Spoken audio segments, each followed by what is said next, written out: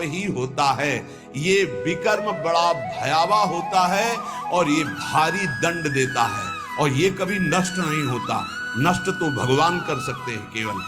ये आकाश में छाया हुआ शत्रु समझो, जिस समय इसका समय आएगा उसी समय भयानक घटना रूप बन जाएगा, ये रोग रूप बन जाएगा, किसी की भी बुद्धि में बैठकर आपका अहित करो। बड़ा विचित्र स्वरूप है।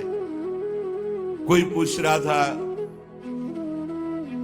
कि भाई भगवान के यहां तो बहुत नरक भोगवाएं फिर यहां जन्म दें और कष्ट दें, ऐसा एक पाप कर्म है।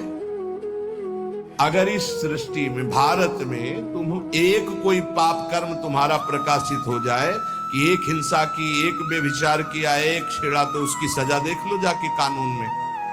बोले 20 वर्ष की जेल और 1 लाख रुपया जुर्माना।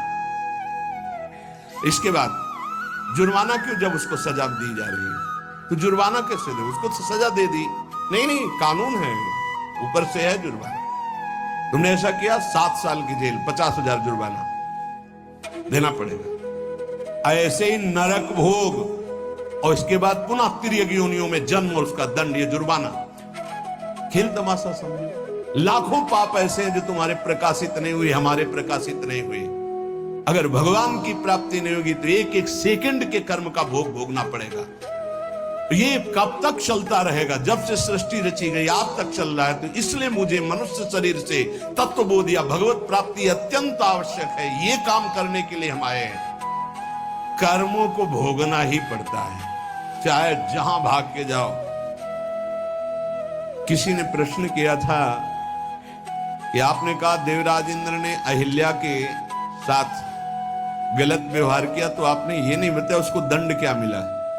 क्योंकि दंड का विषय नहीं चल रहा था, विषय चल रहा था कि भोगाकर्षण कितना प्रबल होता है कि हजारों लाखों अप्सराओं का स्वामी भी, देवराज इंद्र भी एक मुनि की कुटिया में जाता है और वहां ऐसे गंदे भाव से गौतम ऋषि का वेश धारण कर कर अहिल्या जी का, तो उसको जानते हो क्या दंड मिला था? उसको 1000 भग हो जाए तुरंत साप मिला था।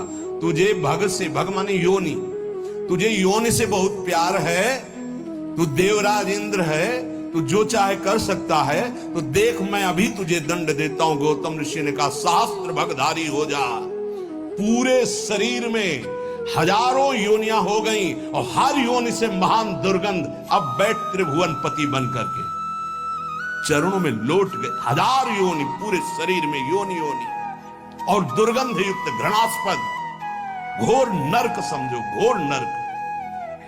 चरणों में गिर गए। महाराज त्रुटि हो गई, आप भगवत स्वरूप ऋषि हो, आप बड़े दयालु, बहुत विनय की।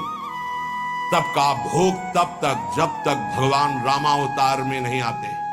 जब श्री राम अवतार लेंगे तो उनके दर्शन के लिए ब्रह्मादि सब देवता उपस्थित होंगे, तू भी उपस्थित होगा। तब यही भग 1000 नेत्र रूप में परिणित हो जाएंगे।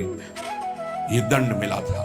तो जानते हो सिंहासन में बैठने से शर्म आती थी और महल में रहते थे अमरावतीपुरी में। निकलना मुश्किल था क्योंकि 1000 भग खुला उनके शरीर में बने हुए थे। कर्मणों गहनो गति,